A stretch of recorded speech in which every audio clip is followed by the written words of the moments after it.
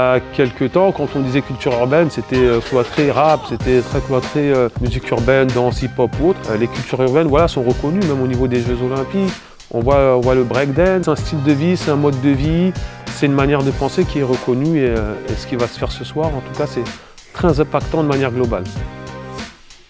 C'est un événement qui a été mis au point depuis un an. Il y avait une vraie vision, une vraie trajectoire pour expliquer un peu les rouages de la culture urbaine. Et c'est important de leur expliquer quelle est l'origine de la culture urbaine et quel est l'impact qu'il provoque. Et je suis très heureux d'être là et d'échanger et de participer à ce genre d'événement. En réalité, on est soi dans sa singularité parce qu'on a en face de soi quelqu'un qui est aussi singulier. J'ai besoin de l'autre différent pour être moi.